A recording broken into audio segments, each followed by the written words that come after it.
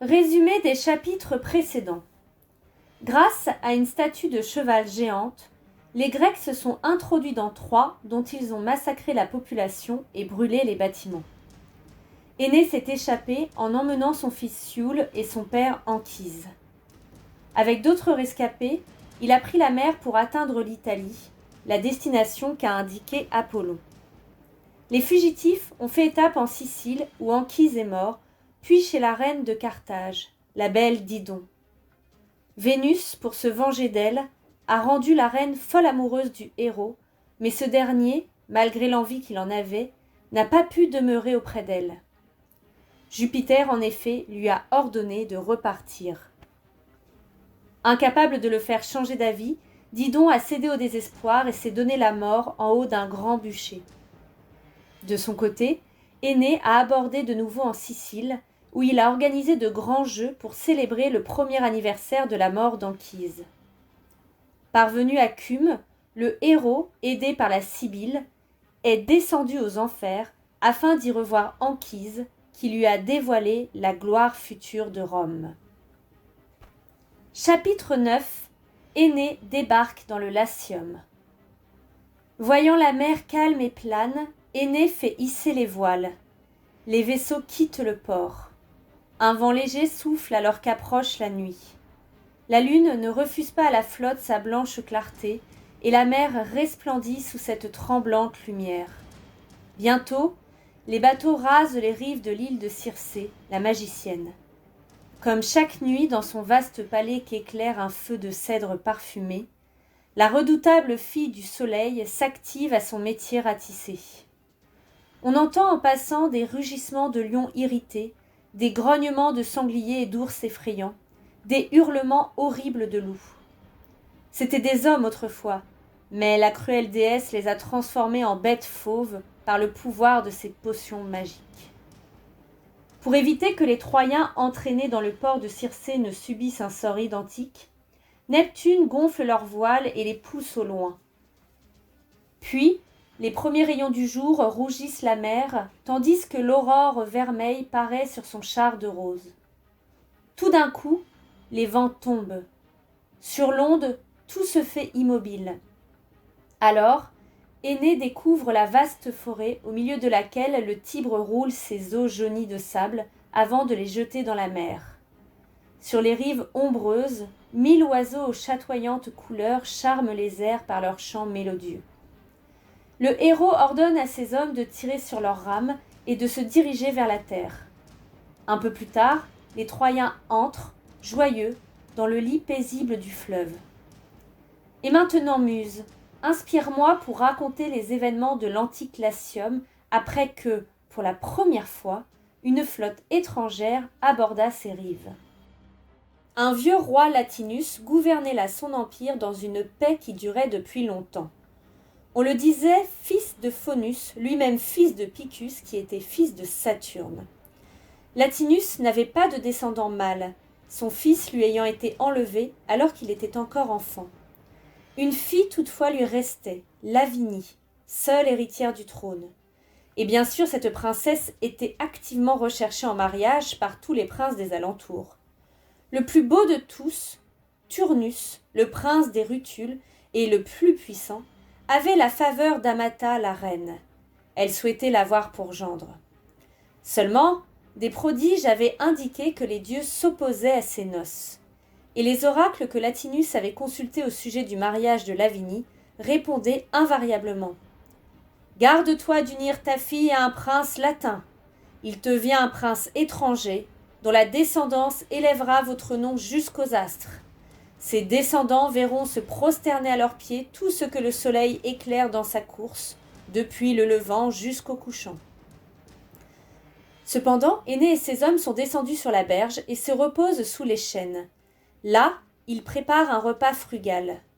Sur l'herbe sont dressés des gâteaux de froment pur que surmontent des fruits champêtres. Ces derniers mangés, la faim pousse les Troyens à manger aussi les minces gâteaux. Et tandis qu'ils broient la pâte sous leurs dents, Iule, en riant, constate « Nous mangeons même nos tables !»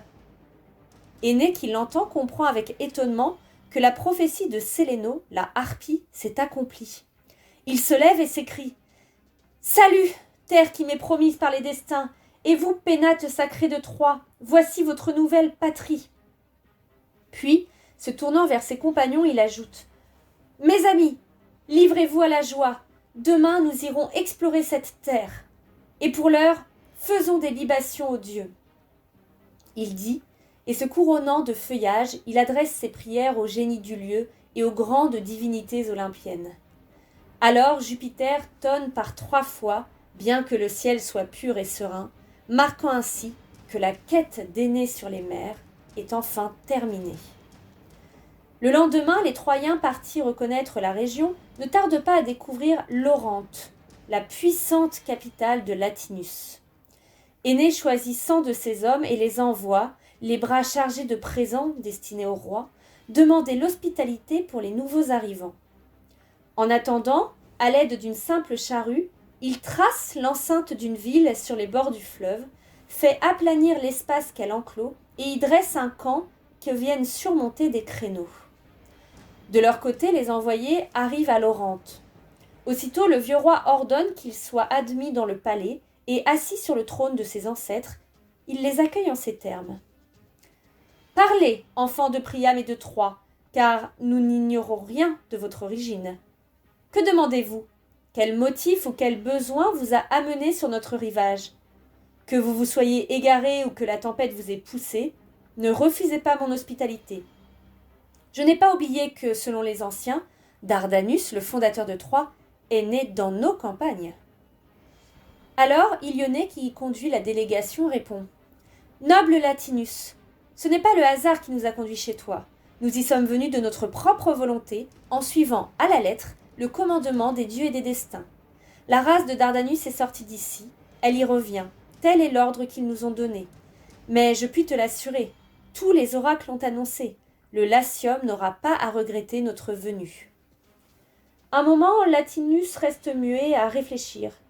Il pense au mariage de sa fille et se dit « Voici qu'arrive celui que les destins me réservent pour gendre. » Puis, s'adressant aux envoyés, il déclare « Si Énée a un tel désir d'être l'hôte et l'allié des Latins, qu'il vienne ici, en personne.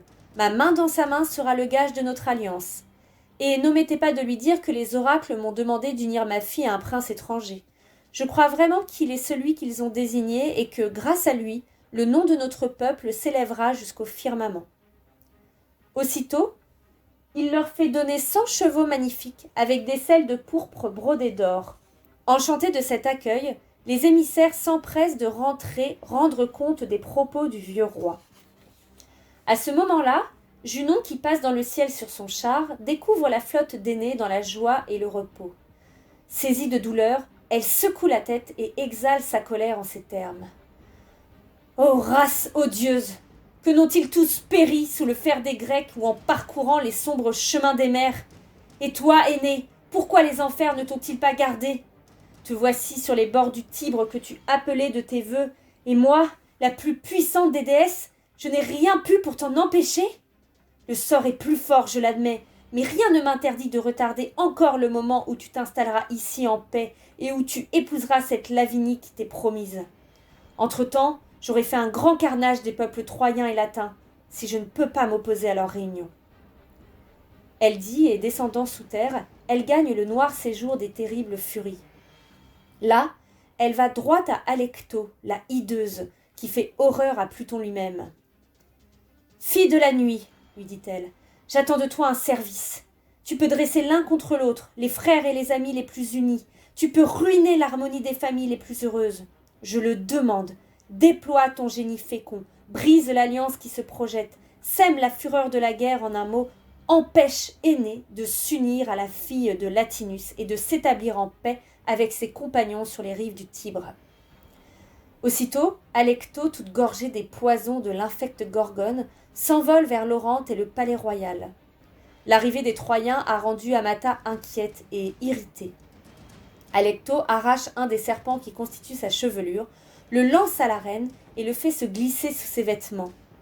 Là, le reptile entoure de ses anneaux la poitrine d'Amata et lui souffle son haleine de vipère. Tant que le poison ne s'est pas insinué jusque dans son esprit, Elles se contentent de se plaindre à Latinus en lui reprochant de vouloir donner leur fille unique au premier venu plutôt qu'à un prince latin. Bientôt, toutefois, le poison envahit tout son corps. Alors l'infortuné, en proie à des images horribles qui troublent sa raison, court par toute la ville saisi par le délire. Et bientôt, dans sa fureur qui s'accroît encore, elle s'enfuit dans les forêts épaisses qui couvrent les pentes des montagnes voisines, en emmenant sa fille. Elle compte ainsi empêcher un mariage dont elle ne veut pas. « Évohé Bacchus !» crie-t-elle dans son égarement. « Toi seul es digne d'épouser ma fille. » Bientôt, la renommée sème en volant la nouvelle de sa fuite. Toutes les autres mères se trouvent prises de la même folie. Les voici qui désertent leur foyer, remplissent l'air de hurlements vibrants, qui, couvertes de peaux d'animaux sauvages, la rejoignent en brandissant des lances et des branches de vigne. Au milieu d'elles, la reine agite un rameau de pin embrasé et, roulant des yeux sanglants, leur crie d'une voix farouche. « S'il vous reste au cœur un peu de pitié pour l'infortuné Amata, joignez-vous à moi pour célébrer des orgies. » C'est ainsi que dans le désert des forêts, dans l'antre des bêtes farouches, Alecto titille la reine et les femmes du Latium avec l'aiguillon de Bacchus. Puis, jugeant qu'elle a assez semé de désordre dans la maison de Latinus, elle ouvre ses ailes de nuit et vole jusqu'à Ardée, la ville royale des Rutules. Là, dans son palais, le prince Turnus s'est abandonné aux joies du doux sommeil. Alecto quitte les traits hideux qui lui sont habituels pour prendre ceux de Calibé, la vieille prêtresse de Junon. Puis elle s'adresse au jeune homme en ces termes. « Accepteras-tu sans broncher qu'un sceptre qui t'est dû passe à des mains étrangères? Que Latinus prenne pour gendre un autre que toi? C'est Junon qui m'envoie te parler sans détour. Lève-toi, arme la jeunesse rutule et va défier Énée et ses vagabonds de compagnons.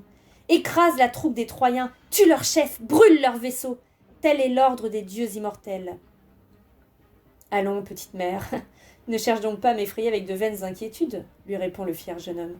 Occupe-toi seulement des images et des temples des dieux et laisse le soin de la guerre et de la paix aux soldats. Ces mots enflamment la colère d'Alecto. Turnus parle encore qu'un tremblement s'empare de ses membres. Ses yeux restent fixes tant la furie fait siffler de serpents sur sa tête. Il voudrait parler, mais aucun mot ne peut sortir de sa bouche tant elle lance sur lui des regards terribles. « Regarde-moi » dit-elle. « Et vois si je me mêle à tort de la guerre et de la paix. Vois si je répands de vaines terreurs, moi qui porte entre mes mains le combat et la mort. » Elle dit et lance sur le jeune homme une torche fumante qu'elle lui enfonce dans le cœur. Turnus s'éveille en sursaut, glacé d'effroi, même si la sueur ruisselle sur tout son corps. Tout frémissant de fureur, il prend ses armes et sort du palais. L'amour impie des combats et la vengeance le mettent hors de lui. Il convoque aussitôt les chefs de la cité, leur annonce qu'il va marcher contre Latinus qui a violé les traités et accueilli les Troyens. Il leur ordonne de prendre les armes et de le suivre pour chasser l'envahisseur hors des frontières. Pendant qu'il excite ainsi les Rutules, Alecto reprend son vol et gagne les parages du camp troyen. Là, en voyant le jeune Iule qui est occupé à chasser sur les rives du fleuve, elle imagine aussitôt une nouvelle ruse infernale. Elle souffle à ses chiens une rage brutale et les lance sur les traces d'un cerf qu'ils poursuivent avec ardeur. Telle fut la cause première d'une guerre qui, longtemps, désola les champs du Latium.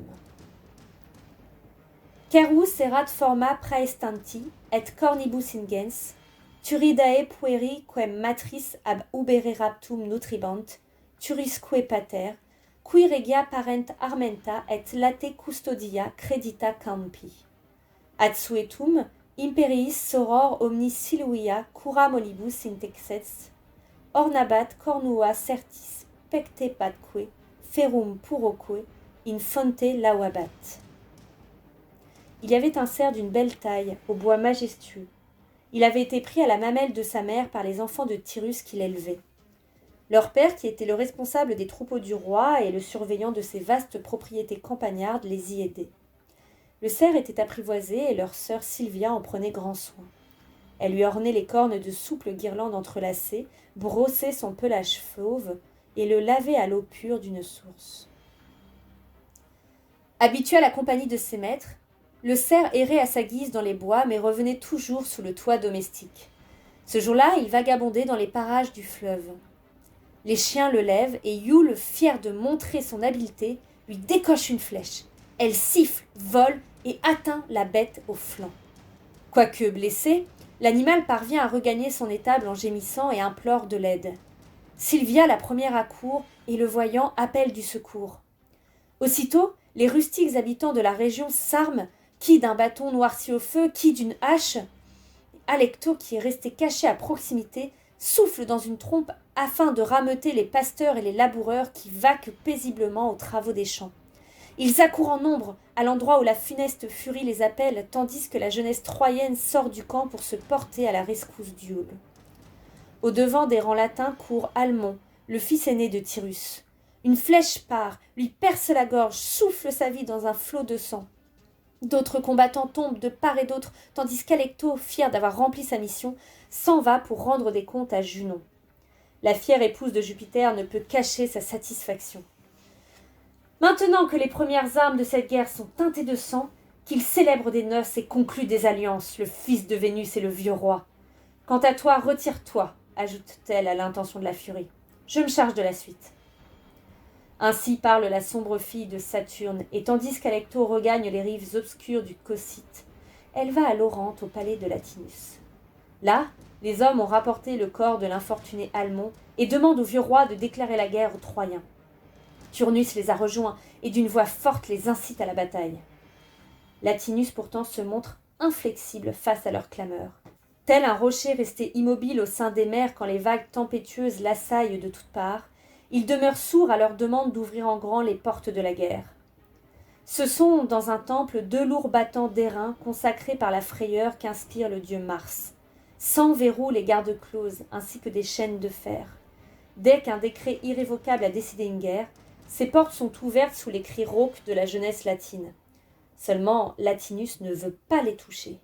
Il prévient son peuple en ces termes.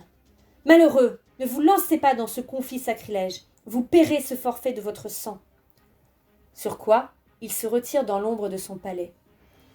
C'est la fille de Saturne en personne, Junon, la reine des dieux, qui débloque les verrous, brise les chaînes, pousse les portes pour les ouvrir en les faisant crier sur leurs gonds. Alors, toute la région, pourtant calme depuis si longtemps, s'embrase. Partout, on s'active à restaurer les armes.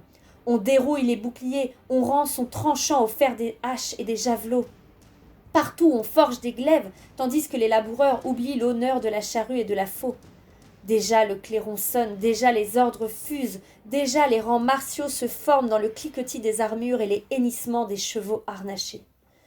Voici que des régions voisines affluent en grand nombre les bataillons armés.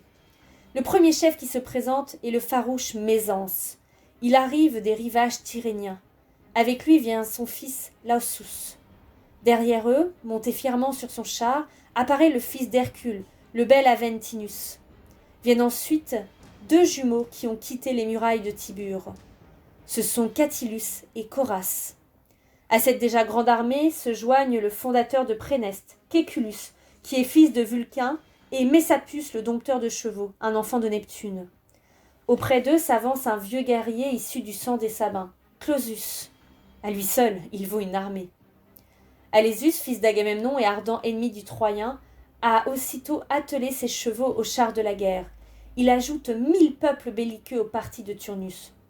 Sont également présents Ébalus, fils de la nymphe Sébétis qui règne à Capri, Ufens qui mène un contingent d'Équestres descendus des montagnes de Nersa, et Umbro qui sait de la voix endormir les serpents et les dragons à la laine funeste.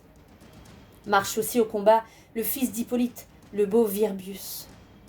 Au premier rang de cette force imposante se tient Turnus, le Rutule, qu'accompagnent des cohortes de Rutules, de Sicaniens, d'Oronces, de Labiques au bouclier peint.